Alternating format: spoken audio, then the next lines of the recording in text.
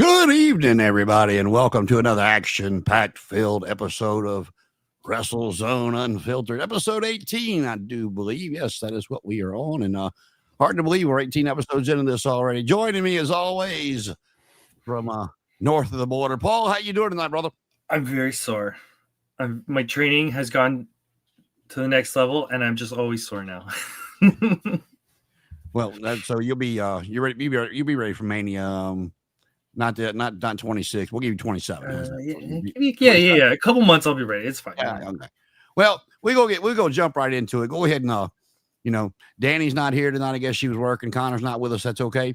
We enjoyed having him back last week. Hopefully we'll be back soon. But Mr. Jacobs was part of it. He was not on camera with us, but he was here in spirit last week. So go ahead and give us a points update there, Hall. So I'm interested to hear this one. Okay, so I'm always open to be wrong, but as far as I've calculated from watching the shows, we have Jason with 2, 4, 6, 7 points so far.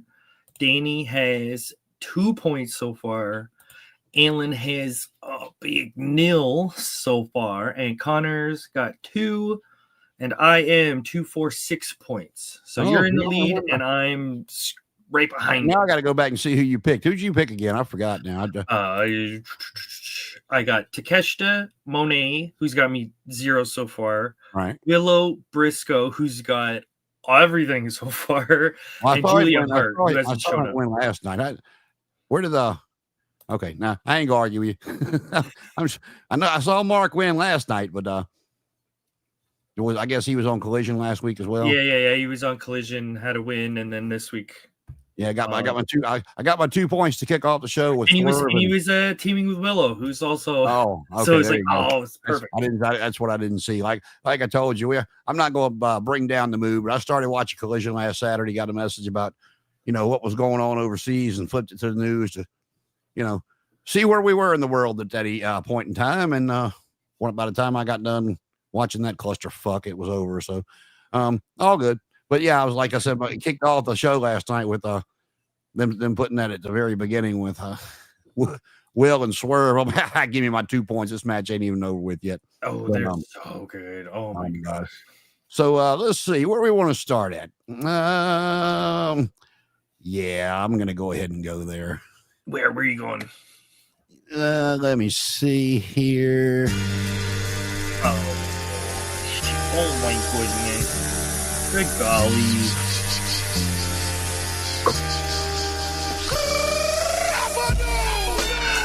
should have never talked about it. Cena sucks. That's what we started with. Okay? That's how it started. Cena sucks. Boo, boo, boo. And it got even worse when he got DQ'd by hitting Killings with the belt. And now comes CM Punk. And then he does what he's been doing, the dirty tactics, the low blows, the belt, and then you can't call it the attitude adjustment with what he's doing. That is the FU, people. Come on, I need to announce up a little bit.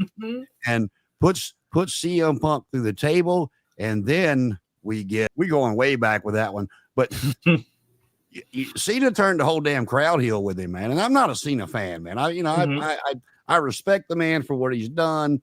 I really enjoyed his first heel run as a Doctor of Thugonomics. Some of that stuff he said on TV was hysterical to me. But overall, I just, again, all the Make-A-Wishes he's done, mad respect to the man. He just, he wasn't my cup of tea. Mm-hmm. But man, if you go back and you put the pipe bomb and Cena side by side, he's catching every point that CM Punk made, 13 years ago, 10 years ago, whatever it's been.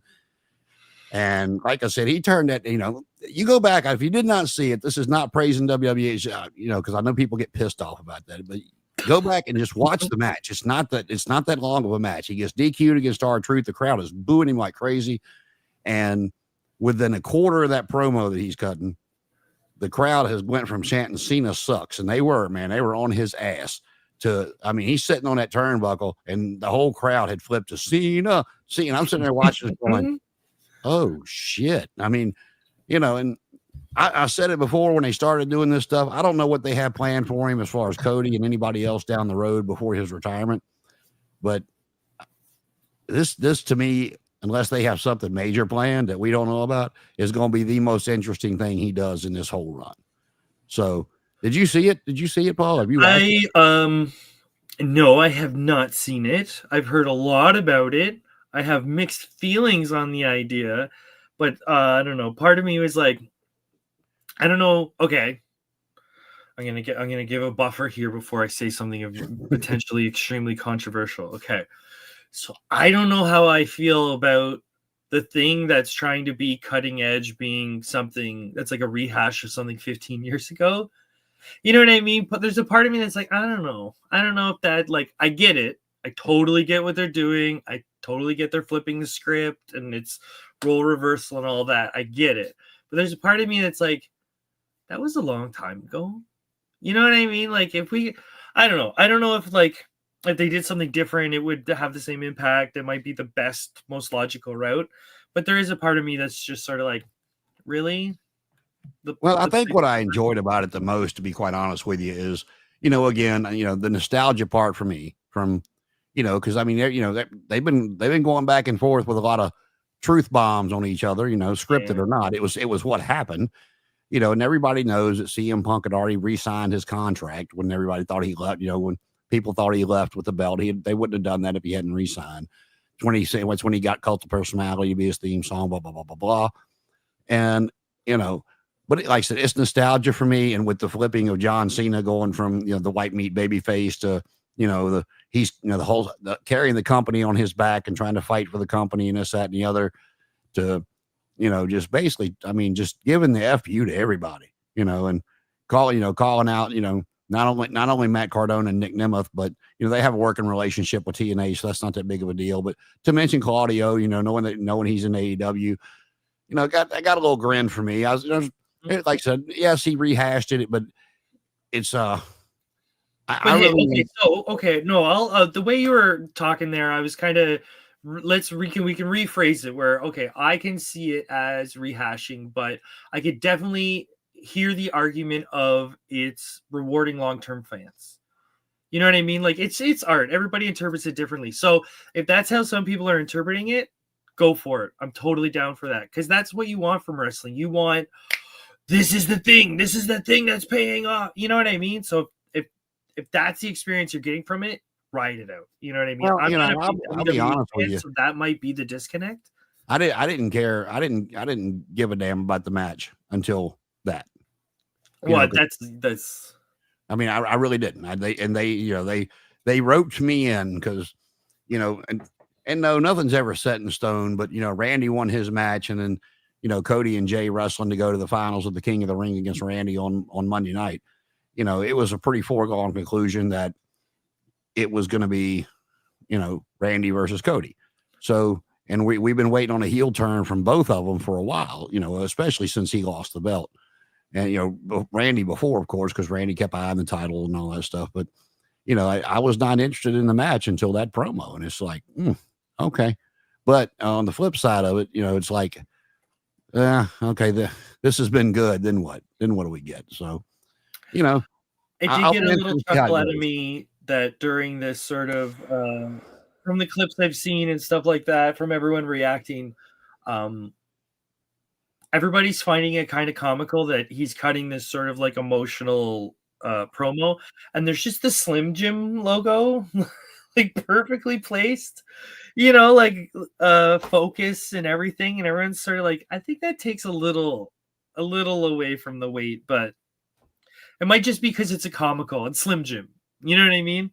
Well, I think another reason it's getting two reasons I think is getting a lot of traction online is a lot of those people watching now never saw the couple of year run he had as a doctor of thugonomics, as a heel, and some of the stuff that he said on TV before the PG era hit, when it was, when the AA was known as the FU and it was the STFU. And there's some things that don't age too well. There's definitely they just didn't see that side of John Cena. And, now they're, he looks like he's having fun. Like I said, he's meant enough to the company. If this is what he wants to do and he's having fun with it, God bless him. Go do your thing, brother. You ended how you want to end it. And it is his final run. So if this does end with him putting over someone, like him looking at the lights and putting over younger talent, then when we look back, people are gonna look back and go, "Oh man, remember Cena's retirement run? That was awesome." It's like, and for we might just anybody be in the moment where we're a little too harsh on it, but who knows? Looking back, we're gonna say this was great. This was fantastic. and for anybody that doesn't that is strictly AEW, and that's okay if you are, I'll equate it for you to before MJF and Adam Cole did their little tag team bromance shit, and they were going at it.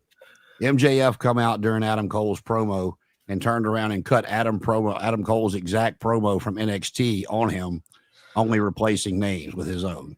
You know, the one where he said, "You know what they do to make MJF feel special? They ring the goddamn bell."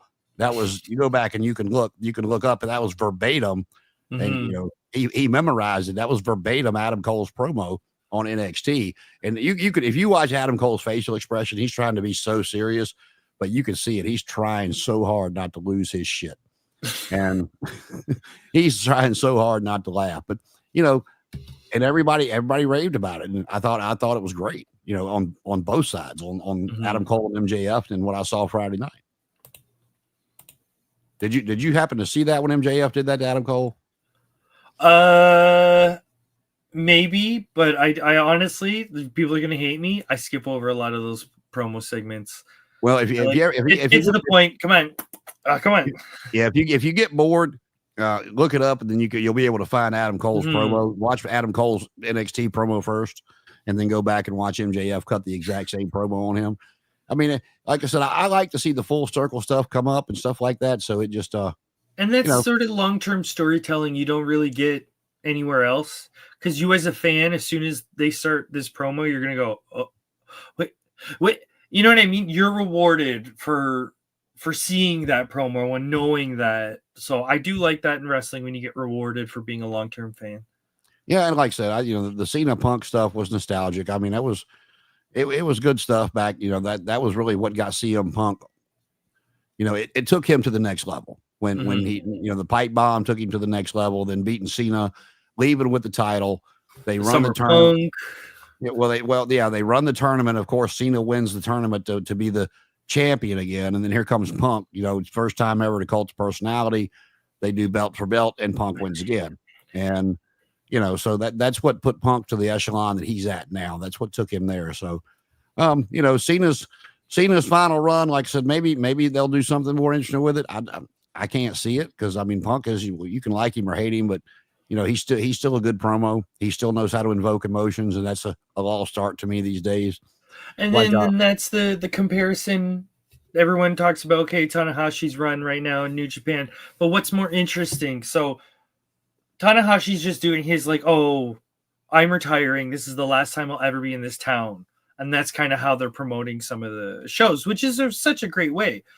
But is that less interesting? Like Punk's definitely, or Cena's definitely going a more like artistically intriguing way, where you're like, yeah, I'll be happy to see a Tanahashi babyface match and blah blah blah. But then you're also like, what's going on with that pipe bomb? What's going, you know, like, so people can be not so satisfied with some of his matches or whatever, but he is getting a lot of eyes on him, and but hopefully potentially some young talent.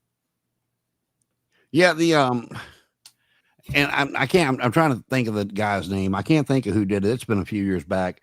It was it's been longer than a few years, but one of the NBA players come out and said it was going to be his last season, and it turned into, you know, every place he went for the last time, they were giving him flowers, they were giving him sneakers, they were giving him this, and it's just like, if Cena hadn't turned heel, and won the title, that's all we would have gotten. And I'd have been like you, fast forwarding every time he came on the TV. I'm like, I don't want to see this shit.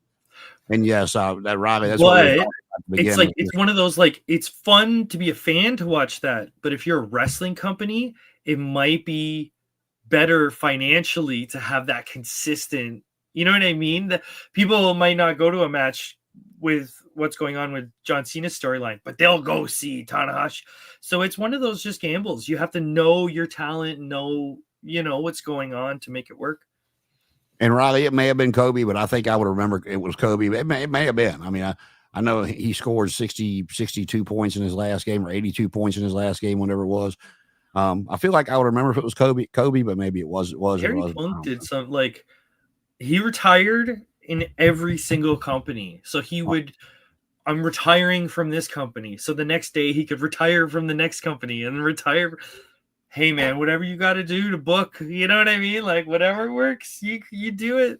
Yeah, they Michael Cole did the interview with was it Michael Cole? Shit, I don't know. With Goldberg about his, was this definitely his last match? And he said, yes, it was going to be his last match. And he said, well, what if you win the world title?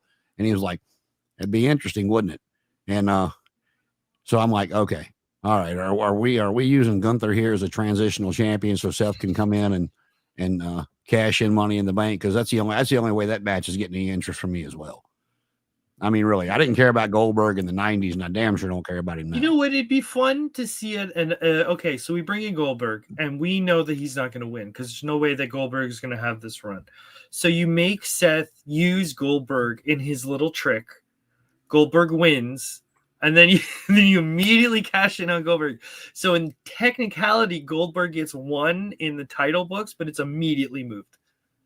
That could be like the weirdest thing, but that could be fun. Okay, well, we're glad you'll be back next week. I think that's Connor messaging us. I do believe. I believe so. I believe that's the boss behind his secret identity. Just listen to the rhythm of the heart. And yes, that's SummerSlam. I don't know, man. To me, and I mean maybe it's just me because I've been a Goldberg hater for the better part of 30 years. Goldberg. I mean, what do you? I mean, does anybody? That's the thing. Without Seth cashing in, I mean, not I know pure wrestling fans like to see Gunther in the ring, and he can be entertaining at times as far as the other parts of it. Great in the ring, but nobody really cares about the match, and that's sad for both of them in my opinion. But So I think that a good way of putting it, I've heard the expression they called someone a good base. And I know that has a physical, like when you do a dive, someone's a base, they'll catch you. Like Kane is a good base, Cesaro's a good base, big, strong people that'll catch you and they'll support you. But I heard the expression with some wrestlers where it's like they are a good hand, but they're not pushing the match.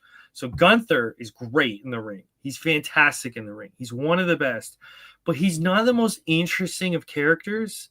So it's like for a good match, you need someone to he's the straight man, you need the weirdo. Put him in a match with Seth Rollins. Put him in a match with Zack Sabre Jr. Put him in you know what I mean? Put him in a match with someone odd, and now you get that odd couple back and forth, and now they're both. But if you just have Gunther by himself, he's sort of like kind of boring. You know what I mean? Like, it's like this is boring, but add something cool. What? Well, I'll take it back here just a little bit. If some people may remember this, some won't. But go back and find Goldberg versus Lord Steven Regal on Nitro. They told Regal to go out there and have a 6 or 7 minute match with him, and Regal's like, excuse me. They're like, you can do it. And if you watch the match, this is when they're trying to push Goldberg as this behemoth before he won the U.S. title, but they were still, doing the undefeated thing, letting him run through everybody, but they wanted him to be, look like he got pushed a little bit. Regal made him look stupid. And that was when he was, 30 years old, 32 years old, whatever it is. Now he's almost 60. Gunther is basically just a bigger version of Steve Regal. And this could be disastrous. And you know what's funny? I was watching Regal in that era, and hey, if you're training for wrestling, watch Regal in that area. His offense is so simple, so brutal, very safe. And the reason I'm saying that is like it'd be lovely to try to work with Regal because you don't have to do anything. You just do what he tells you to do and sell. But it looked like Goldberg either didn't know what Regal was trying to tell him to do, or was disagreeing with him in the ring. If that, you know what I mean? Like someone calls something, there's an instinct in your head that go, don't do that. It's bad to have. You want to listen, but it's there. So I don't know if Goldberg was like, who is this guy? Who is this English? So, but yeah, you can see the fight in Regal. He was really trying to work, but the stories that I've heard was Goldberg didn't know what he was telling him to do. He didn't know. Sometimes it's the lingo. If I were to call O'Connor roll, not every person is going to know what that is specifically off the top of their head, right? So especially if you have someone English who might have a different terminology, because like I think all over the world they call everything the same thing in English. So Mexicans learn in English and Japanese learn in English, but like the English are known to be a little bit weird, so they might have a different system. You know what I mean? But it takes like a I said, long time. this could turn out bad in my opinion. So I think it could. I think Goldberg's had a couple bad showings previously. I think the smartest thing that anybody ever did was when he beat Brock Lesnar in what 2.5 minutes, whatever it was. I thought you were gonna say when he beat Kevin Owens in like 22 seconds. No, get him in, get him out, boom. The whole wrestling world was like, oh my God, I can't believe they did that to Brock. And here's Brock. That was my call. He said, and Brock explained it. The way he explained it was, if we went 12, 15 minutes and he beat me, I look weak. Mm-hmm. He goes, but if he catches me off guard at the beginning of the match, then it gives me, okay, asshole, you got me. Now I'm going to come back and, if there's anything Brock knows, it's how to make money off of wrestling. So if well, no, I remember him having a feud with Finn Balor, and he sold his ass off for Finn Balor, and Finn Balor's like a third his size, but he knows. Well, rumors are afloat that you might see him come back real soon, so we'll see. You've heard it here and there, but they're starting to get more rampant about he's ready to make a comeback. So, the last couple of times Brock's been around with the cowboy shit and the gimmick and the overalls, there was just I was laughing like crazy with some of the stuff he did. Speaking of big guys laughing, did you watch Dynamite last night? I skimmed through it. Did you watch the Hurt Business segment? It's like I want to say I did, but oh my God, it's sort of skipping my head because MJF was there. That's who I'm talking about. Okay, walk me through it. My memory is Well, Kevin Knight and Mike Bailey were out there talking about they had just won their match. They were talking about they wanted a shot at the tag team titles, and here comes Shelton and Bobby and beat the hell out of them. And an MVP said something on the mic. You're like, now hit our music. They go to the ring, and they start talking, and here comes Mark Briscoe. He's like, somebody in the back. He said somebody's name. He said, told me like normal, MJF, you're going too long, and I got a match to wrestle. They told me to come out here and cut you off. So they start going back and forth, and I couldn't tell you exactly what all was being said, but then it got to the part where, Mark Briscoe said something about, you're always so angry, you're this and you're that, and that's normally because you're lacking in certain areas, and you walk around with all this vibrato, and all you're really carrying around is this little kosher pickle. And Bobby Lashley, they showed Bobby Lashley's face, and they jerked the camera off of him real quick because he about lost it. And he's sitting there doing his best not to laugh, and then the crowd makes it worse. They start chanting kosher pickle at MJF, and I was like, oh dear God, it's so good. Oh my God, it was great. It's like, God bless Jay. I miss the Briscoes as a tag team. They were amazing. Always fun to watch. Always great matches. And Mark's doing his own thing, and he's still funny as ever. And here's another match that you guys can go watch. During COVID, they did Mark versus Jay on the farm when they were doing those matches when they couldn't do the cinematic matches. Yeah. The cinematic match with Mark and Jay versus each other with Papa Briscoe following them around, and just a couple of highlights of it. It was, like they're going around the farm, and there's this old ass pickup truck that hadn't ran in years sitting there, and Mark takes down the tailgate, and there was a wrestling table, and he goes, "Look, a table! How convenient!" I was like, "Oh dear God!" The guy has always been hysterical, and it's like, and it's funny because as I've been watching AEW recently, I've been seeing him pop up, and I totally changed my mind. I don't know if anyone can find the footage of me on here a while ago. This might have been a long time ago, but I was sort of poo-pooing him and saying like he's a dad, he's a good hand, you keep him around in tag teams. Oh my God, he might actually be one of the best wrestlers on the AEW roster. Like Forget S class, forget A's class. Just put him right up there with Okada. Put him right up there with Takeshita. He doesn't have to be at the top of the card, but every match I see him in is crazy good. Crazy good. I don't know how he does it, but it's so over. No. I mean, yeah, everybody loves Mark Briscoe. And I mean, the only thing that I'll say about Mark that I think they dropped the ball on was when Jay passed away and he was ready to come back.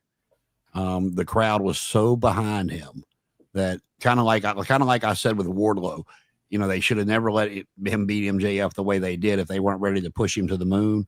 I think they missed the boat on Mark Briscoe because you could have very easily made him your world champion. You didn't have to leave it on him long, but let him have that ascent, paying homage to his brother.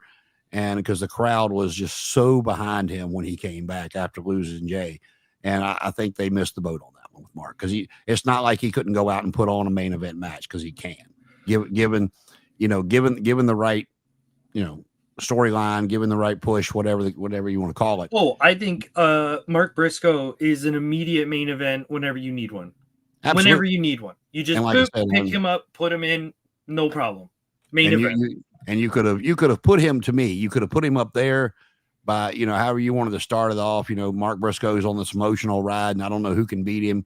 He's doing this for family, and I mean, there's so many ways to tell that story than to come out with. I thought, I know they talk to people, to each other about mentioning lost loved ones and stuff like that. I know they don't just do that off the cuff. I know that's whatever, but instead of the way he got mentioned with Chris Jericho, I just thought, if you're going to use the name of Jay Briscoe, make it mean something. Don't do it the way they did. And like I said, but nor here nor there, it's done. I just think they missed the boat with Mark Briscoe when Jay passed away.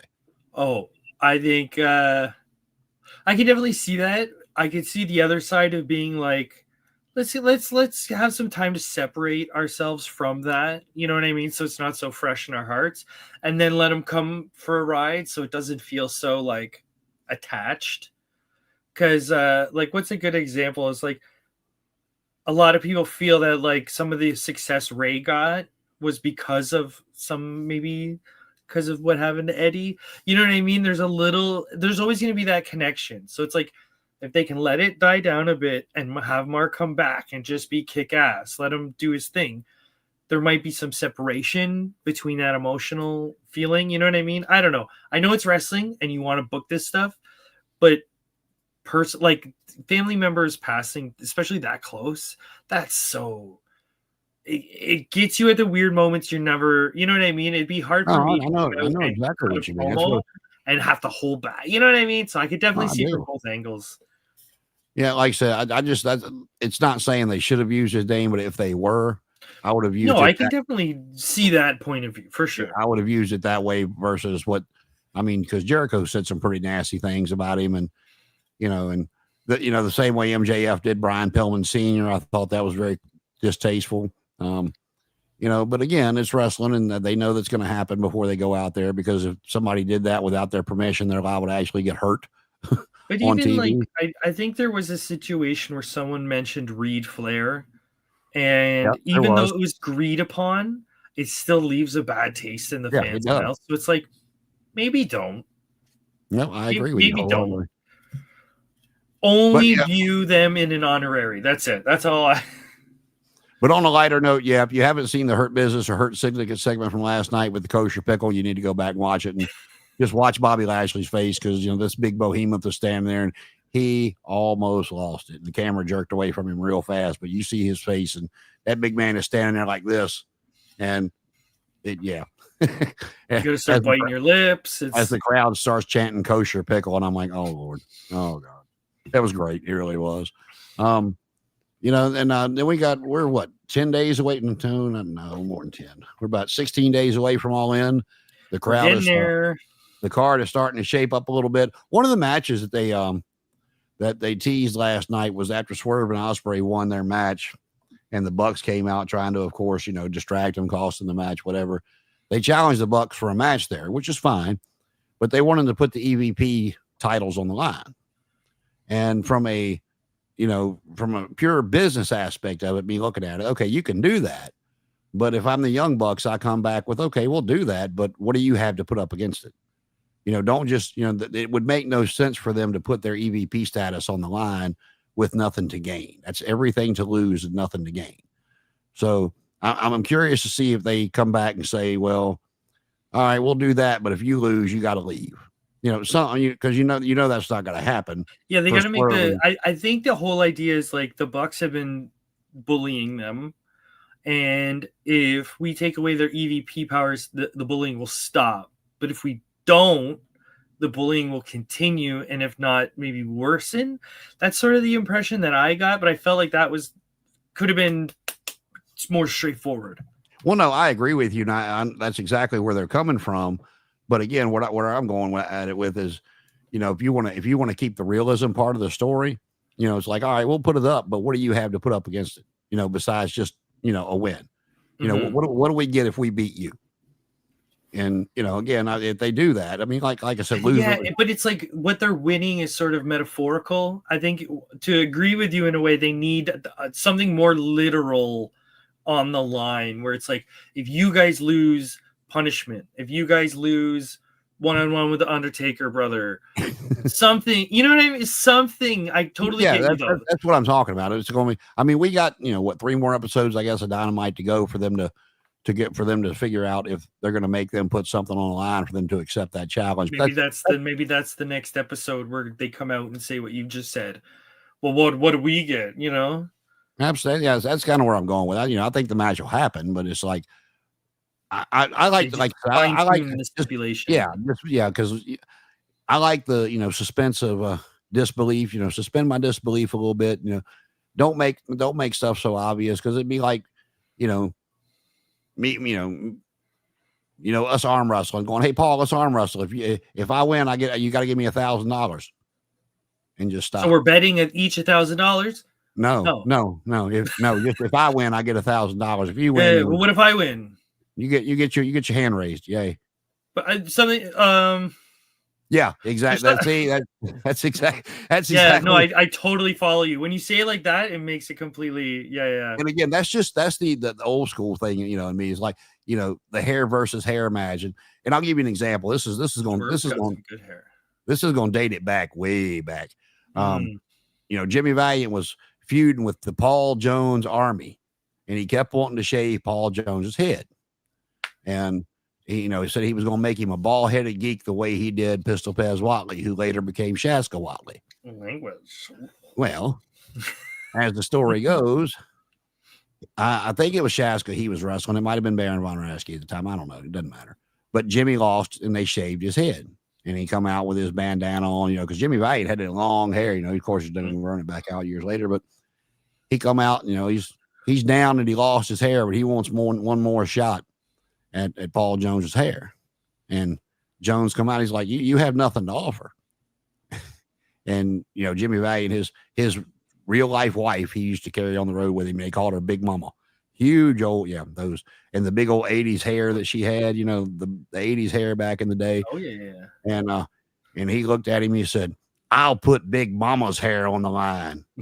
and she leaned over and she said, now, are you going to accept the challenge or not? And he goes, so he gave Paul Jones something to win, to further embarrass him if he would have lost. But of course he won, and Jones got his head shaved. That's kind of the point that I was trying to make. Yeah, you need a more literal, instead of like, a metaphorical loss. Yeah, you need something literal on the line that they could potentially put on a table when they have the contract signing. So here, I have this booklet where we're going to sign that this is my EVP on the grabs. Okay, so you're going to have a booklet over there that you sign, and then one of us goes through that table. Segment. There's 10 minutes. Done. Absolutely. And let's see. And I was watching last night, and one of the things I look at was some of the guys and girls that I've never seen before. And I know I'm going to get hate for this one, but I'm already mad at you.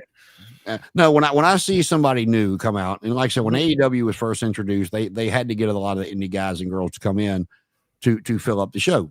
And to see, because a lot of people when they started signing, your Adam Cole's, your Bryan Danielson, like Joey Janela gets pushed down the card. Okay, yeah, and a lot of people got upset with that. But anytime I see somebody that I've either never seen before and heard about, or I'm like, who in the hell is this? When they come out and I see them for the first time, I'm like, would the WWE take them? Would the WWE be interested in this guy, this girl? Like Megan Bain, I'm like, yeah, they would love to have her, unless I missed something. Either I forgot who was talking about it on the podcast, but they were like talking about how Megan Bain looked, how she presented herself, her entrance. They're like, one of two things happened: either somebody in WWE's scouting department really screwed up, or she's a pain in the ass backstage that they didn't want to deal with. Well, okay, so there is the old joke. I remember watching the old school review OSW where they were talking about Big Dick Dudley, massive guy, big muscles, look great, absolutely huge, and they were joking about this guy must be useless that he looks like that and they won't use him. But here's the thing: a lot of people, I don't know if this is like in the know or whatever, but WWE has thousands of tryouts, like all the time. So whenever they come to your local city here, they'll put out a tryout like a couple days before or the day of. So locals who are sort of vetted, hey, this person's been wrestling in Ontario for 4 years, we can bring them in. Everybody gets a tryout. Everybody gets to come in, do their bumps, do their rolls, blah, blah, blah. So either she's never gone to them, or there's some reason that they don't see anything in her. But like I think 100% they know who she is. They've seen her. They got a report on her. But I don't know what it could be, because everybody loves Megan Bain. Everybody. But those tryouts you're talking about are getting harder and harder because of this NIL stuff, and they're bringing in people they can train their way and not have to work out any bad habits. I think that's a bigger topic. But yeah, apparently the rumors are they don't want anyone over 30. They don't, like, if you're over 30, we don't want you at all. But if you're coming in from the bottom. Yeah, but where I was going with that was, like, I'm sitting there watching Kevin Knight and Mike Bailey last night. Kevin Knight looks amazing. He's great in the ring. He seems to have some charisma to him. And I'm sitting there watching him going, damn, they would take him to NXT in a heartbeat and see if they could push him up to the main card. And I know some people like Mike Bailey, but I just don't see it, man. I just, the guy's not interesting to me. He looks like Dirk Diggler. He's about the same size as Dirk Diggler. Now, if he's the same size as Dirk Diggler everywhere, not really sure. But, he doesn't do anything for me. I'm sitting there watching going, what am I missing something with Mike Bailey? I mean, please tell me. So Mike Bailey, I don't know. I love Mike Bailey. I'll start off by saying that I've seen a lot of great matches with Mike Bailey. He was in, I believe, a couple Bloodsport, the Josh Barnett shows. He was in Best of the Super Juniors a couple years ago, a year ago, whatever. He's got a very good karate, Mortal Kombat, Glacier style. But I think a lot of what people love about him is his timing's really good. His placement's really good. He doesn't do a lot of stuff where it's screw upable. Like, he'll do all these crazy kicks, but he can do those crazy kicks, and he's not, you know what I mean? Like, who's a good example of okay, I don't want to put anybody down, but there's some people that try a bit too much. He's very good at I'm not going to do too much, but what I do, I'm going to kind of focus on. And he was a king of the indies for a while, especially up in Canada. And like I said, you'll somebody likes somebody that I don't, you'll never hear me argue with them going, oh, you're wrong, you're stupid. I mean, it's entertainment. It's like, you like Marvel and this person likes DC and vice versa. It's like, you're not wrong. It's entertainment. You like what you like. And like I said, I'm trying with the guy, but every time I see a match, I'm just like, eh. It's literally why there's 20 people on one television show. So if you don't like who you see, just wait a bit. I do like the pairing, though. I think we got two young guys who are athletic. They kind of get along from what I can tell. They seem to have a bit of jet speed. That's what they're calling them. Yeah, they have a bit of what's the word? I don't know why I'm blanking on this word. But they work well together. And seeing them tag, it looks like it makes sense. There's lots of jumping and running. You know what I mean? They work. And that flash that Kevin Knight does they is mesh well. That's that's pretty nice to watch. The way he does that frog splash, but changes direction in midair. Yeah, I like Kevin Knight a lot. I was really impressed with him that first night he wrestled against Ospreay. Oh, he's been very good for a long time, and he's bounced around. I know he was a long New time. Japan trainee for a while, and then he went to TNA, and then he went back to New Japan, and then I think AEW has signed him, but he has some rights to do some New Japan shows. I know he pops up every so often, so I don't know what's going on with that for contract wise, but now you're gonna make me look him up because I thought he was only about 23, 24. He looks young. He's very young from what I remember, but and this is not going taking away that anything that I said about Mike Bailey. They have them him and Kevin Knight against Shelton and Bobby at the pay-per-view, and it just, like everybody else they went up against, it looks like a mismatch. I mean, it's like what happened to Brian? What happened to Brian Cage? I mean, him and Lance Archer were teaming there for a little bit, and I mean, I don't know if you could put them over Shelton and Bobby without this continuous build up on the card and let them run through people because they're such big guys. But Brian Cage just disappeared. And now we see Lance kind of coming out there as the second to all the Don Callis guys and occasionally. Yeah, I think there's been maybe some complications there. I think I heard some rumor about Brian Cage not either leaving or not being happy or something, or there's so much complication. But I think with Kevin Knight and Mike Bailey, I think what they're doing is those two are good. I think think a bit like sports. Those two are good purchases because in 8 years they're going to be phenomenal. And I think that's the way that AEW started looking at them because they're on TV a lot and they're working with vets. Like put them with the Hurt Syndicate and you get a wealth of knowledge. So I think that's sort of potentially what they're doing. And you got that underdog angle. I do think Mike Bailey has got to put on a little bit of weight. I don't know where, I don't know how, but he's a little thicken him up a bit, Now, I'm gonna pose this question to you because you like Japanese wrestling so much. Okay. And now I know what match we're getting next week, but to put that match on Dynamite next week without properly showing like they did the Omega Okada stuff, only to have Ibushi be back for one night, first time back since he got hurt, went over a year, and just to have Okada come out and stare at him, I'm ready to watch the match. I know what kind of match we're going to get, but to me, I mean, and again, this is just this goes to why I shit on Tony's booking all the time. That kind of match, if you really want people to care about New Japan and Japanese wrestling the way you do and the way you say you do, and that's why you bring all these guys and girls over, and good for you. Please introduce them to the American audience, but show us what we're going to get. Build it up. A build up of, Okada walking out and just staring him in the face for 2 seconds and walking off. And, half the people are looking around going, huh? What just happened? Yeah, there's definitely a language barrier because I know Okada's getting better at his English. It's not great, but it's there. He can speak. I don't think Kota has much English. I think everybody speaks Japanese for Kota. For those who don't know, Kota Ibushi is strange. Really, really strange. This is a man who's quoted as saying, "I don't read books because they put ideas in my head." He's a strange human being. So who knows what's going on behind the scenes where maybe they couldn't get footage. Maybe they only just found out that he agreed, or I don't know. But that's what I would put behind Kota Ibushi is this is the strangest human being possible. So I feel like they need to push that part in the storytelling. But you get what I'm saying though, right? Yeah, I get what you're saying. I don't think this is going to be the match that people are expecting it to be.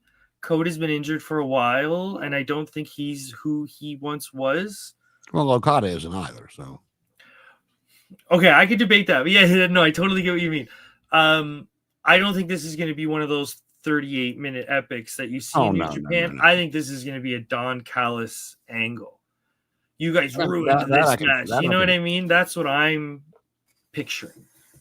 Yeah, I mean, I can see 8-9 minutes into it. You get Callis, then you get Kenny Omega coming back from the beating he took 2 weeks ago, and leading up to the match at All In, or maybe even a tag team match. The Golden Lovers versus Okada and whoever, the following week or the week before the pay-per-view. I mean, I can see all of that. It's just you put Okada and Takeshita, so those two can kind of fight while you have the other two, and that could be a lot of fun. Did you see the little exchange between the two of them last night? Mm-hmm. This is only temporary. Oh, they're so good. They're so good. I do like that the crowd popped for that. As soon as they locked eyes, the crowd popped because they know both wrestlers very well. Yeah, I mean, Oda and Okada looked. They were like, good. Yeah, to me, MJF has slipped off a lot from what he used to be. But as far as the pure AEW guys that you haven't seen anywhere else in America, Takeshita's he's up there for me. I've always liked him and thought he deserved a better push than what he's gotten. What I think is he got funny, a good one there for a little bit, but it's hopefully he can get to the top of the card. What I think is funny is years ago, someone pointed him out and said, that man is the future of professional wrestling. And I want to say this was like 10 years ago when he was in training out of school. And someone pointed and said, I want to say it was Kenny, but I could be totally wrong. Someone said, we need this guy. Look at this guy. We need this guy. We have to have this guy. And then I think he trained in Dragon Gate or whatever. And now look at him. I think in 2-3 years, this could be the ultra S-class Brock Lesnar. Not Brock Lesnar, not that role, but you know what I mean? This is literally the best at wrestling right now. Well, Japanese wrestling, yes, but on a different topic of that, I finally got my Great Muta Ultimate figure. So him signing that Legends deal with WWE is kind of warmed my heart, because if hadn't there was never an American Great Muta figure. You had to order it, for $200 from overseas. But I got that one. Then I was watching something the other day, and they showed the Great Muta NWO Monday Night War figure. I'm like, now, damn it.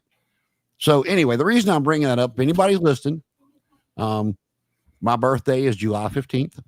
That's about 20 days away. So if anybody wants to find the Monday Night War Great Muta figure and, send it on this way with a bow around it, Amazon wish list, P.O. box. But yeah, we're getting all these Great Muta figures. I'm like, damn, I thought it was only going to just be the one, but I'm okay. May I have another, please? Oh, I'm definitely happy to see some representation of Japanese wrestling. I don't know if I appreciate it coming from WWE, but I appreciate it in general because it does help people, reach over. I was going to say across the pond, but it's the opposite direction. Because a lot of Japanese wrestling doesn't get, I don't know, a lot of people will say they point to racism. I don't think it is necessarily. I think there's a lot of cultural differences that make it is the same. You can watch a Japanese movie just the same as an American movie and know what you're talking about. But every so often they're going to do something that you kind of, as a North American, go, huh? That's odd. Well, and that kind of separates a bit. Things are a lot better than they used to be in a lot of aspects of life, but we're specifically talking professional wrestling. Years ago, me growing up, when, there was the Gunther character or the Japanese character, Muta was, he was over here. The rest of them, you get an Irish guy, you get an English guy, they were good for pushing up with a manager and, maybe challenging for the world title or the US or the Intercontinental title. And that's about as far as it went, because the American audience wanted nothing to do if there was a language barrier there. It was the manager talking, and the manager brought in his big new heel from overseas. And now, it's a lot better, but that language barrier is still there. And I do think Shinsuke Nakamura, I don't like the way he's been used at all from the get-go. But I do think when they brought him to the main roster, if they would have gave him the gimmick he has now, the heel, I think he would have been a lot better off than coming out trying to, do the babyface thing and this, that, and the other, everything he's done.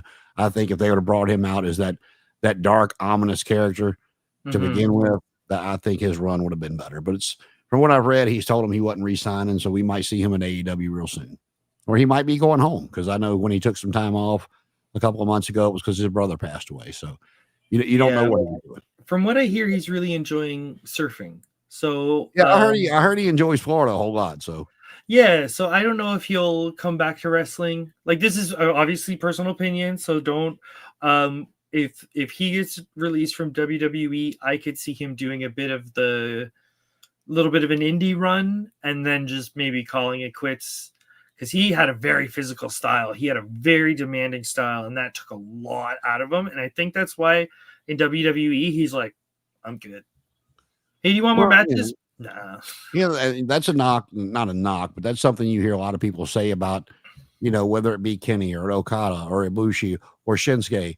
And if they don't watch Japanese wrestling, they don't realize the battles these guys put their bodies through. I mean, sports entertainment, yes, but they went out there and beat the dog shit out of each other. I mean, it was hard. Yeah, it's some of the stuff they do. And it's a different type of storytelling. So so here's the thing to help from my perspective. I hate Charlotte Flair's chops. She does the motion that people sell, but she doesn't connect. And my type of fan, I don't like that. I like, for the example, Gunther. When he chops, it's a solid chop. Boom. You can feel it as a fan, as someone hits strong style. Boom. So it's a different type of storytelling, because we know what it's like to get hit, especially with like someone ever punch you in the face. You know what that feels like to get punched in the face. So when someone in the ring does it so realistically, your brain goes, I know what that feels like. I know that's real. I know what that feels like. I can get into it. Some of the WWE punches are very safe, which are good, but they don't have that same detail. You know what I mean? Sometimes you got to pay for your art, unfortunately. Well, I'll tell you, we talked about chops last week, and I told people to look up Wahoo McDaniel, watch his chops. If you want to look up a punch, Bobby Eaton of the Midnight Express, that left jab he threw, that's still to this day one of the best punches I have ever seen, if not the best punch I've ever seen. Honestly, punching in wrestling, it's funny because everybody complains about people punching in wrestling. And I used to complain about punching in wrestling. And then I tried to learn a good punch in wrestling, and I went, oh, I get it now. Punches, they're the hardest thing to do. Moves and remembering moves, all that stuff can come naturally, but like throwing a punch looking good without clocking your opponent is literally the hardest thing in wrestling, other than drop downs. And Paul was a bad student last week. He did not watch Magnum TA and Tully Blanchard, so it kind of bums me. I was looking forward to talking about it with a wrestling buddy, but well, hopefully we can get Danny here next week and we'll have a third. And the AEW All In, the card is shaping up. Of course, we got Moxley and Hangman. That's the way they ended that last night, with them beating up Hangman. Tony and Mercedes again. I hope Tony wins, but and then we're getting Omega versus Okada to unify those titles. And then we have now signed the Hurt Syndicate versus Jet Speed. That's what they're calling Jet Speed. The Casino Gauntlet match, Mark Briscoe he won the thing to be number one. I think that's what that match was for last night. And the wild card, I'm curious to see who that might be. Actually, Collision is tonight. Adam Cole was defending against Josh Alexander. So kills him. The women's Casino Gauntlet match, Chris Statlander won last night with a little help from Connor's favorite and Wheeler Yuta. And of course, the Young Bucks versus Ospreay and Strickland for the EVP titles on the line. It's not been made official. Just the challenge has been made. You know how the AEW cards go, so we will get probably 5 to 6 more matches. Yeah, they're definitely going to agree. I love the logic of wrestling. We shouldn't put it on until they agree. They're going to agree. That's why they said it on TV. Yeah. So we'll see. Like I said, I don't mind it. It's just like I was telling you earlier, just okay. All right, if we win, what do we get? We're not putting this on the line for nothing. Make it that worth the our entire card for All Out for All In. For right now it is. Yeah. That's why and I there's said only what 2-3 weeks ago. Okay, so here's a quick opinion question. How do you feel about this pay-per-view being 3 weeks away and we only have 5 matches on the card? I feel like there should be more for a full pay-per-view. Well, I'm a big fan of long-term storytelling. And I mean, I think the best long-term story that they've told in the past 30 years, you can put 2 up there. And one went over a lot better than the other, and that would be the 3.5-year run of the Bloodline.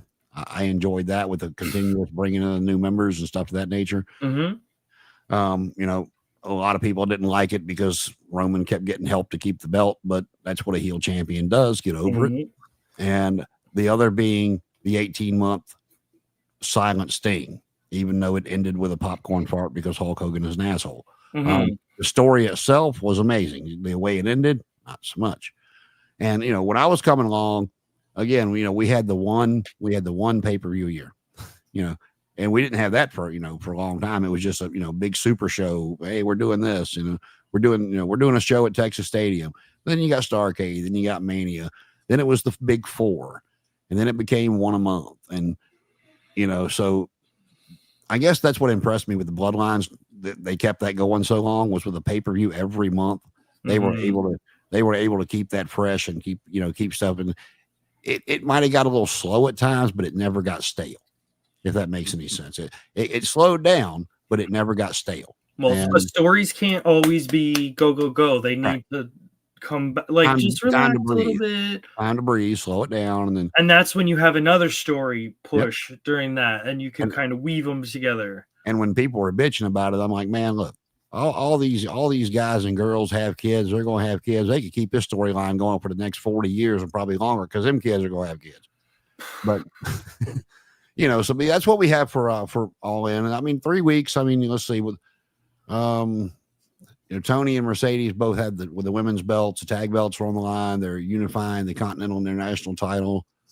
So all the titles are there. I mean, so I don't know what else we might get. I mean, the way I think they set it up. Tag titles. We might get a one Ring of Honor title match. I know they like to do that every so often. Just throw one. If we do, I think it'll be on the pre-show. I don't think it'll be on the main show. Maybe they'll have the women's. Put Athena on the pre-show. That's usually a good call. She's phenomenal. Absolutely. Then she can cut a promo of she's better than anyone else on this card. Why do I gotta blah blah blah? I can't believe they've kept her in Ring of Honor so long. Unless she just, I think a lot of people think that, and they've got some justification. I mean, unless she just want, if she doesn't want to work that, I mean, not that AEW's got a hectic schedule, but if she's okay doing what she's doing, then I have a feeling someone up above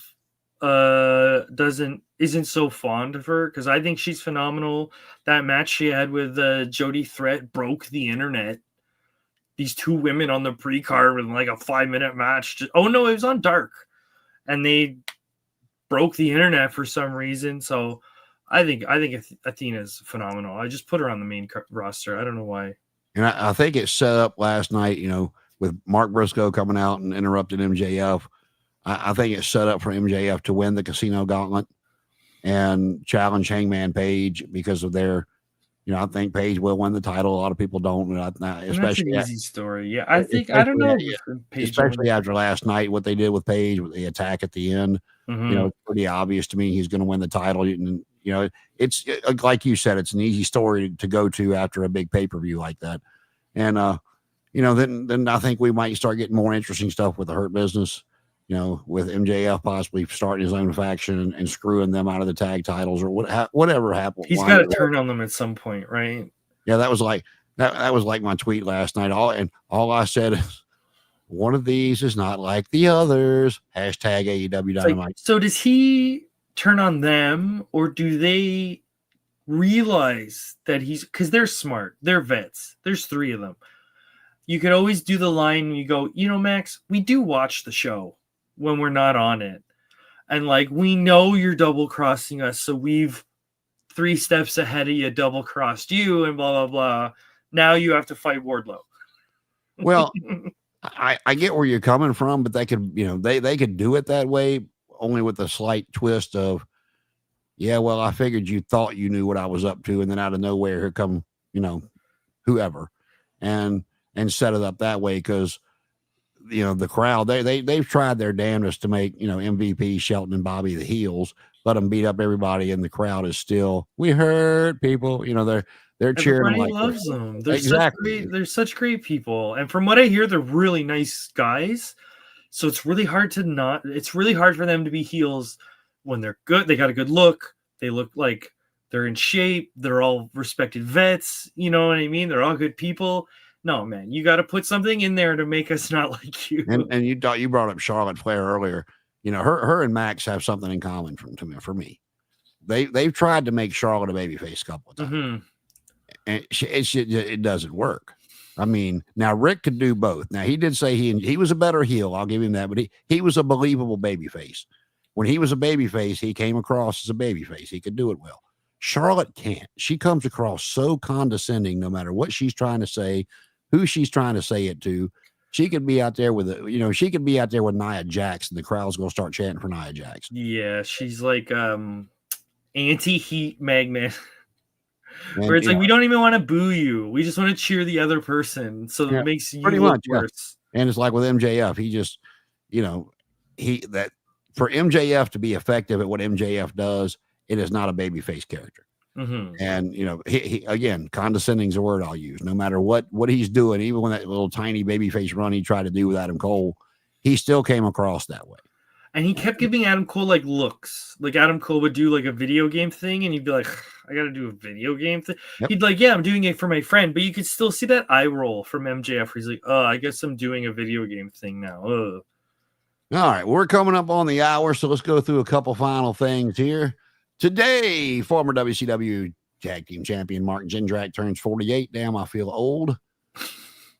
36 years ago today, a legendary career began as, let's see, I know you know this, but I'll ask you anyway.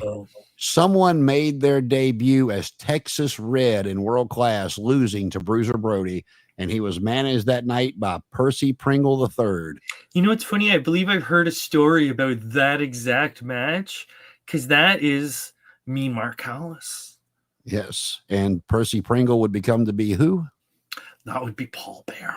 Oh yes. So Mark tells a story about that where he accidentally starts calling the match, and Brody kicks him in the face as a receipt. We talked about, I don't know if anybody's heard this story, but talk about Brody. He was the reason Lex Luger left Florida. I'm not sure if anybody, if you want to go back and look up those interviews. The cage match? Yeah. Luger was not, he was green, but he thought he was the cat's meow per se because of the way he looked. And he got in the cage with Brody. Brody wouldn't sell anything, and it scared the shit out of him. And he climbed the cage and left, never to be seen in Florida again. I know what's funny is when in interviews they ask Brody, and Brody's like, "What? I was trying to work with him, but he couldn't. He wasn't doing it." It's like, dude, you were just standing there. Oh, I love Bruiser Brody. That was and here's another story about Brody that people don't know. He was asked about why he never went to the WWF, and he said he was contacted by Vince to come in and feud with Hogan.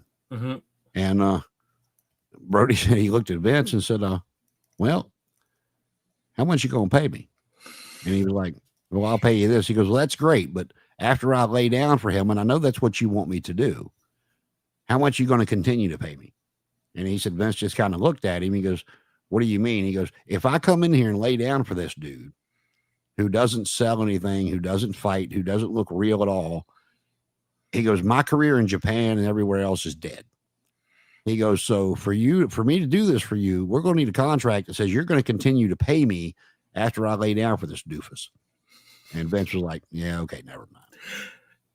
So this, okay, I have to give a little bit of context to this because that sounds cool and all, but Antonio Inoki fought and lost to Hulk Hogan in the 70s, long before Bruiser Brody. But that But that was the 70s. That's when before he became what he became. No, I know, but the point I'm trying to make is like Bruiser Brody was an oddball too. He's known for a little bit of an overselling. Oh yeah. So I mean, that's definitely him trying to work Vince, but I think coming from a justifiable position. Hey, if I'm coming into your business and I'm going to make myself look bad, I'm of less value leaving your company than coming in, so I should get some sort of exchange for that. I totally get that. But not necessarily how wrestling works. That's another one. I don't know if you can see all the stuff I've got in here, but that's another one I need. I'm my favorite line of figures they've ever made of the classic superstars in the big black box, and I need the Brody and the Abdullah the Butcher of those. There's a few more of them I want. But those are two off the top of my head. Great Canadian technical wrestler, Abdullah the Butcher. Oh yeah, and before I keep moving with this, I think it was the dark side of the ring when they did, but it might have been somewhere else. But they were talking to Bruiser Brody's wife, and she was talking about taking him to the airport and how she could see when he got out of the car and he would take his hair out of the ponytail, the transformation from Frank to Bruiser Brody. Mm-hmm. And she said, she goes, Frank was Frank, but yes, that was two completely different people. So, continue with this 42 years ago. In the AWA, Bobby Heenan shocked the world, selling Ken Patera's contract to Sheik Adnan Al-KC. That led to the tag team of Sheik Patera and Sheik Jerry Blackwell, and they went on to defeat the High Flyers of Greg Gagne and Jim Brunzell to win the AWA tag team titles. And 14 years ago today, at Ring of Honor Best in the World, El Generico defeated Chris Daniels to win the ROH television title. That would be Sami Zayn, if you did not know. Who? Yeah, exactly. You ever seen him do the when he did the Stone Cold podcast? I don't believe so. No. Him and Austin are going back and forth, and Austin calls everybody cat, and he's like, man, I saw this cat years ago on the indie circuit, and he was really good, and they called him El Generico, but man, I haven't seen him in a long time. Do you know what happened to him? And Zane just grinned. He said, I saw him too. Yeah, that guy was good, but no, I hadn't heard anything about him in a long time. We need to find out what happened to him. Okay, so do you know what they're doing? I'm like, are we all in on the bit is what I'm asking. Because El Generico died, or I believe he went back to the orphanage. So in kayfabe, I don't know if anybody pays attention. See, that I'd never heard. So Chad Gable and what's the fella's name? Grande Americana. Grande Americano. They look similar, but they're not. They're not the same person, right? Gracias. So Sami Zayn and El Generico just so happen to look like the same person, but they are not the same person. So. Stone Cold was right that was a different that's what they're doing. I think that's what they're doing to just because El Generico is such a crappy gimmick. He did phenomenal work with it, but that's the little things for me. I mean, because Gable doing that El Grande Americano stuff, just I laugh the whole time. It just trips me out. Everybody's in on it. I'm part of a lot of smart mark communities that are really, that side of the IWC. Everybody's in on this. Everybody loves these gimmicks, and nope. What do you mean? Two different people. Well, it's like a couple weeks back, when they zoomed in on Americano's boots and had the CG on there, and a couple weeks later they said something to Gable. He's like, "I let the damn guy borrow a pair of boots, man. Get off my case." And he kept I was hoping they was gonna find an expression in Spanish to say no. It's an expression like "cierro miedo,"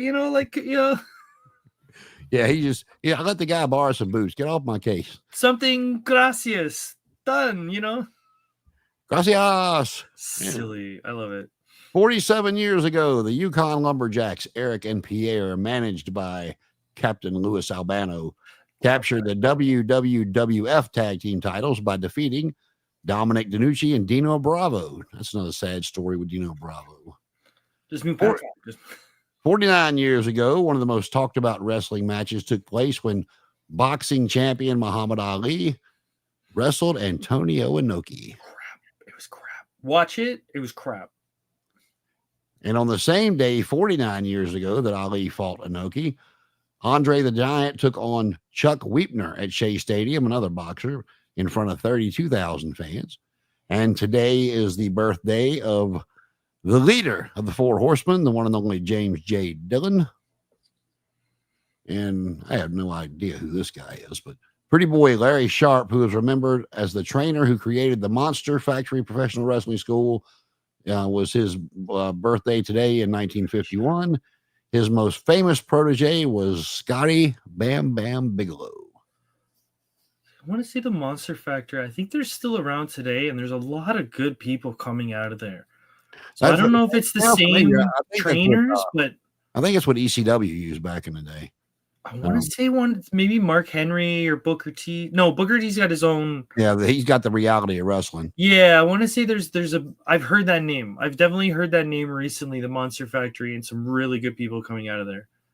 33 years ago today, the original Nature Boy, Buddy Rogers, passed away.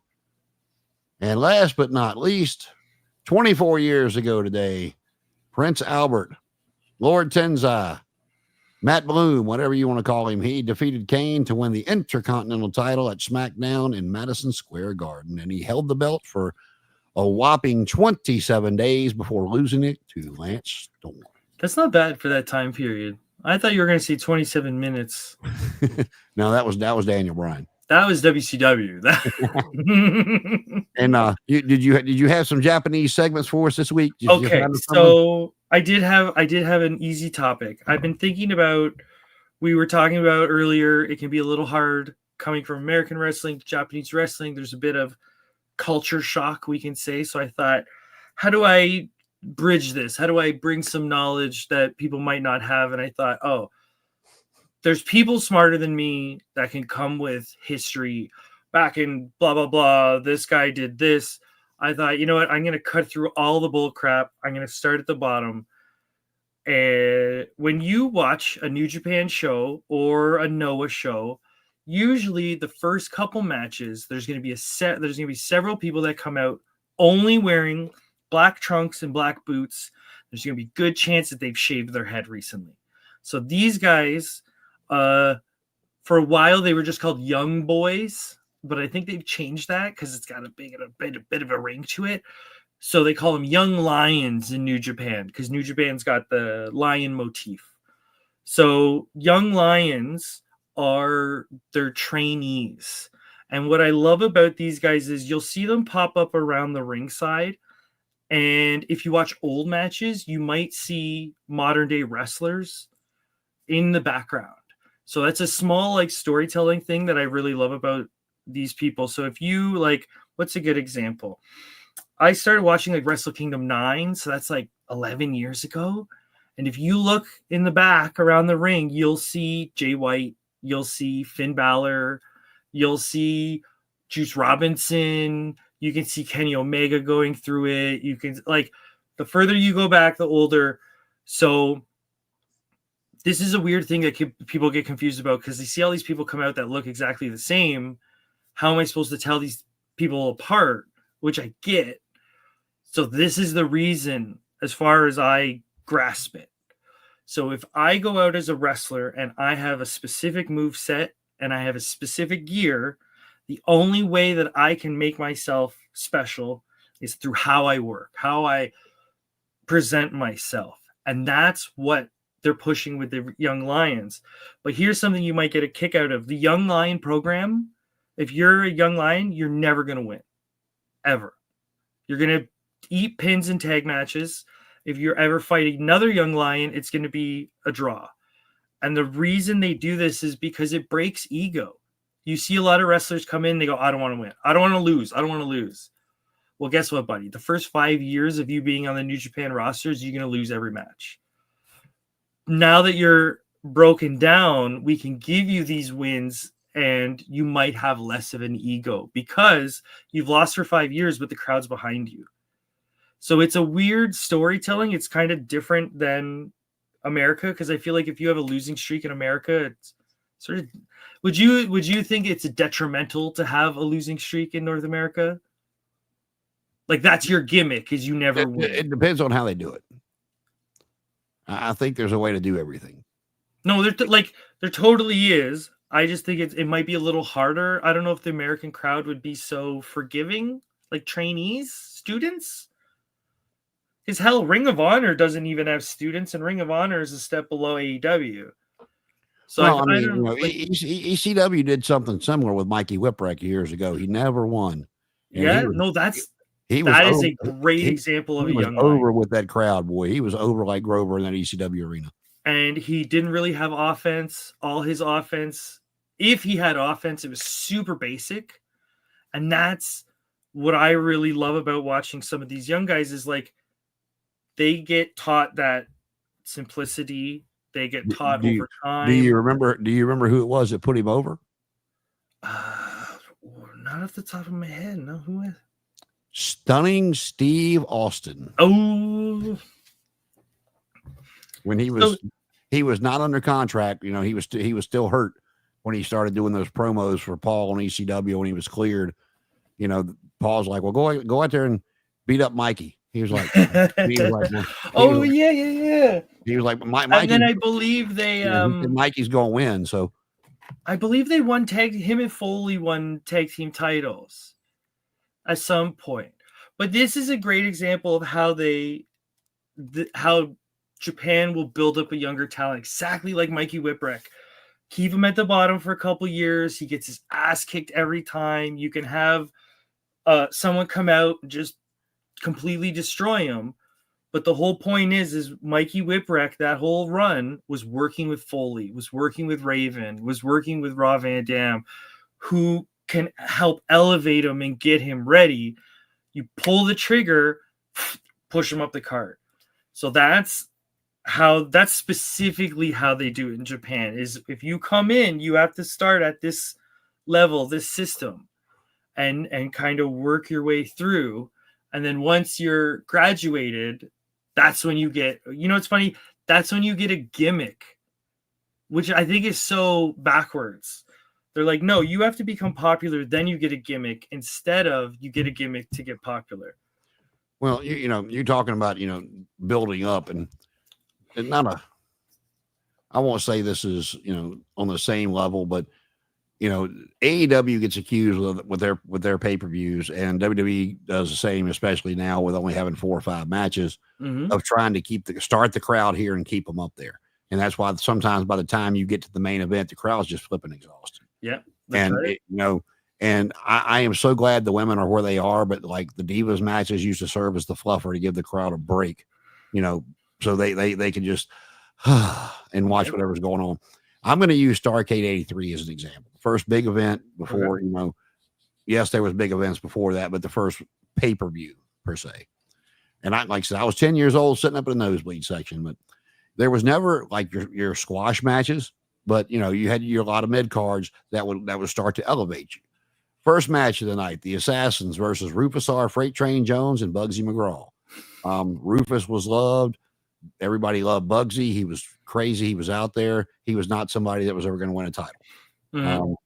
Second match of the night, Johnny Weaver and Scotty McGee against Kevin Sullivan and Maniac Mark Lewin with Playboy Gary Hart, and the referee was King Kong Angelo Mosca. Third match of the night, Carlos Colon and Abdullah the Butcher. Yeah. Bloodbath. Oh, yeah. And so, yeah, we on. In the fourth match of the night, Chief Wahoo McDaniel and Mark Youngblood against the team of Bob Orton Jr. and Dick Slater, who had attacked Ric Flair for Harley Race a few months before. Then you had Charlie Brown, Jimmy Valiant under a mask because he had lost a loser leave town match. Back as Charlie Brown, kind of the same gimmick. Everybody knew it was Jimmy Valiant against the great Kabuki. And if anybody's never seen Kabuki wrestle, I would suggest you find a Kabuki match. But and then we get to the main stuff. The dog collar match.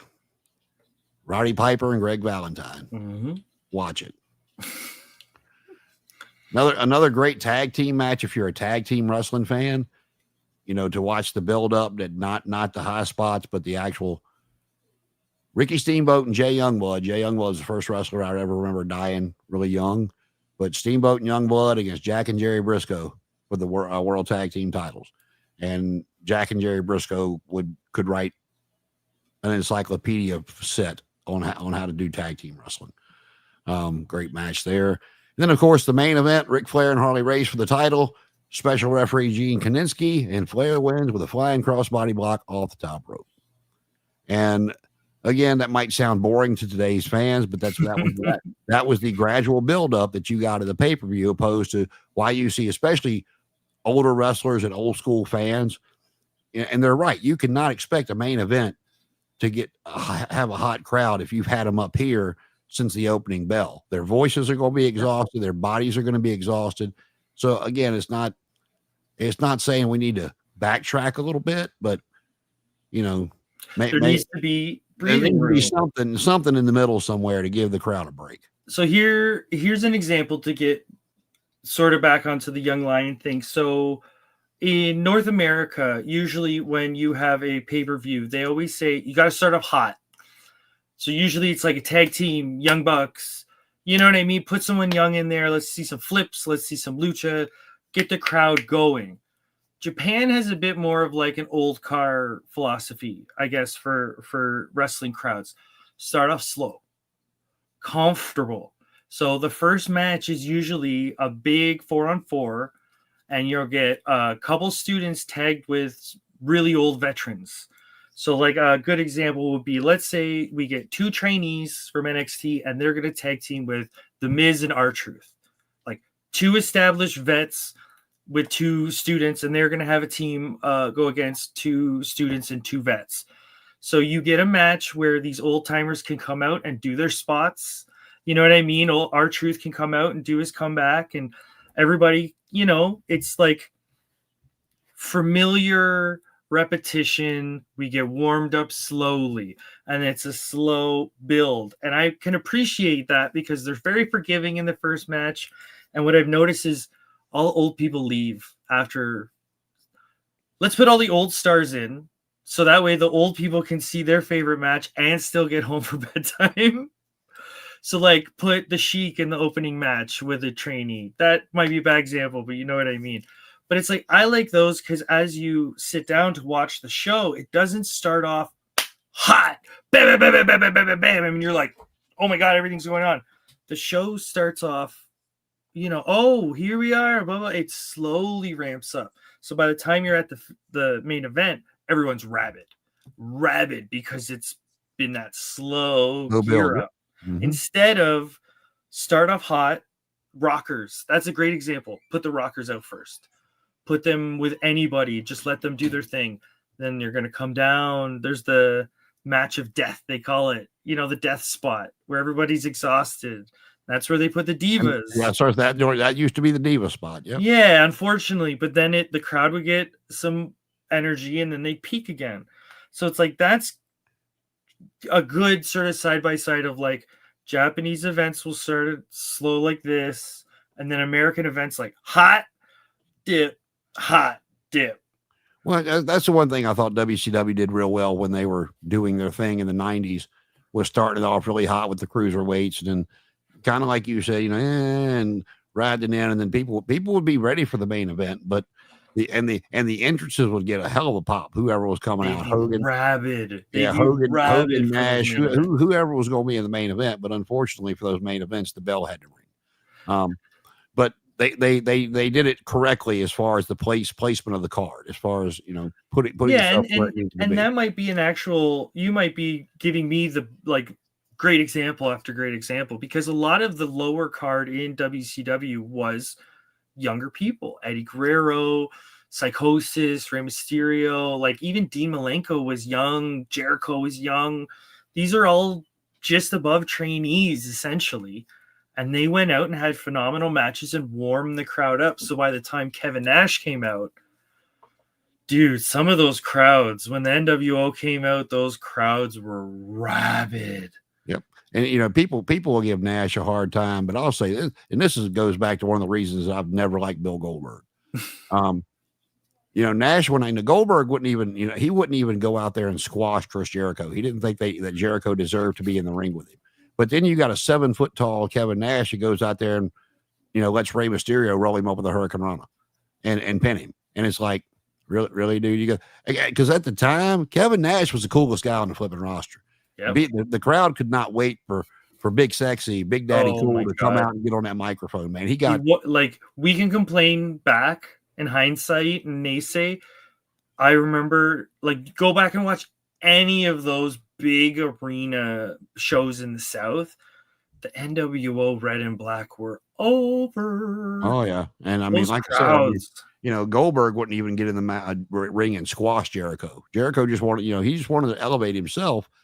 He didn't mind going out there and doing the job. And you know what? I think, who knows if someone like Goldberg would have helped from, like, a bit of a young lion development, because I think he lost like a couple matches, then had an undefeated streak. They pushed him right away. If he lost, it was not on TV. Because I remember the first time I ever saw him. You can go back. He was already in the ring, no music, no nothing. Yeah, he was on TV a couple times before they started the streak, but I want to say he lost once, and it was like a throwaway match, and then they're like, "Oh shit, we have something here." Once they put him on TV, he did not lose. He his first match on TV on WCW Nitro was Hugh Morris. Yep, Hugh Morris. Oh my god, I remember like that. I remember. Yeah, the mid card Hugh Morris, and you know, everybody's expecting him to win, even though Goldberg looked phenomenal. You know, but nobody's like, "Who's this guy?" And then out of nowhere, you know, Goldberg beats him, and they're like, and then you know, the following week they brought him back out. You know, they talked about him a little bit, and it just took off from there. But it's like, what? Maybe that was sort of the flaw, going back to the Regal thing and pulling everything together. It's like, is that sort of the flaw of Goldberg's training looking back, where it's like he never really got forced to sell? He never really, like, so here comes Steven Regal and goes, "Okay, I'm going to put you in an arm wringer," and Goldberg's like, "What?" The only thing Goldberg, you know what I mean? Did he not get the story that I've heard, and I've heard a couple of people tell it, that made me say, okay, maybe he's not that bad, was they were in Huntsville, Alabama, and it was just a house show. It wasn't even a televised event, but he was wrestling Bobby Eaton, and this is in the middle of his big ass push. And he said, "Hey, you know, this is Bobby's hometown. I'm gonna go out there and put him over." And Bischoff said, he looked at him, he said, "Are you crazy?" And he goes, "What? It's Bobby's hometown. You know, we're not on TV." He goes, "Do you know how many reporters are out there that's going to report that you just lost to Bobby Eaton, who hadn't been pushed since 1988? And he said, Goldberg, or, you know, Bischoff's told the story several times. He said, Bill wouldn't argue with me about it. He was talking about how, you know, how much Bobby was trying to help him and, you know, give him knowledge. He goes, he legit wanted to go out there and put Bobby Eaton over. And I'm like, dude, no." And he goes, the only reason that Bill did not go out there and put Bobby over was Bobby overheard us arguing and walked up and patted him on the back and said, "Come on, big man. It's all right. It's your time now. Not mine is to do this." He goes, "If it hadn't been for Bobby, I think Bill would have laid down to spite me." and sometimes stuff like that totally works, because Jon Moxley got beat by a comedy character in New Japan, and nobody looked at Jon Moxley any less, because that was part of that comedy character's "I could beat you with anything." So if they were to beat him with some sort of screwy finish where Goldberg didn't lose, why not? Count out finish, double DQ. I don't know, just something where it's like, haha. If I remember right, Bischoff said that Bill wanted to roll him up, is what he wanted to do. Something simple. But then it's like, you got beat by something simple in the middle of this big push. No. Well, that about does it for this week. Hopefully Paul will watch that damn match so we can talk about it next week. You know, it's only 18 minutes of his life that he can that you know. I think could be at the gym, you know. I think he'll enjoy it. Wait, you know what? You get you some of those goggles. You can watch it while you're on the treadmill or something. Put your phone on a treadmill or something. And then once we get done with that, I'll make you watch that dog collar match.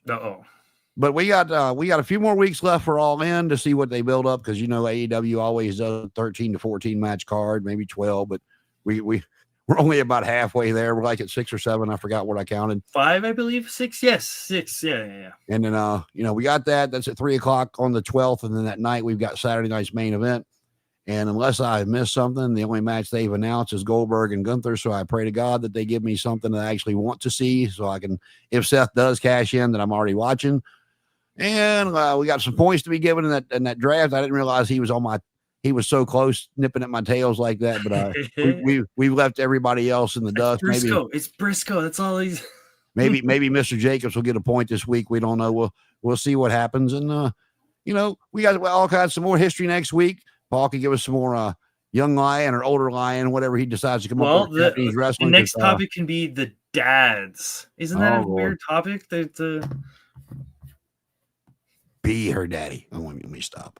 It is a legit title that they have in New Japan, so I'll explain it. It sounds weird, but it will make sense. And and we're off the cuffs or any damn thing else we decide to yap about next week. So you got anything else before we get out of here? Go to the gym. Go do some push-ups. That's all I'm gonna say. If you've been thinking about doing some fitness, go do it. I'm not asking for much. You know what? Everybody that's watching this, go do 7 push-ups. That's my final thought. I'm gonna get out of here and go in the kitchen and do 7 curls. 7, 7 curls. If you're physically limited, 7 of squats, 7 leg lifts. I'll take whatever. 7. Well, she just finished. She just finished making fresh chocolate chip cookies, so I'm gonna curl about 6 or 7 of those because they're baked fresh. Every time you do put a cookie on the ground. Every time you do a push up, you can eat part of the cookie. All right, for Paul, maybe we'll see Danny and Connor back next week. If not, we'll be here and we'll see you next time.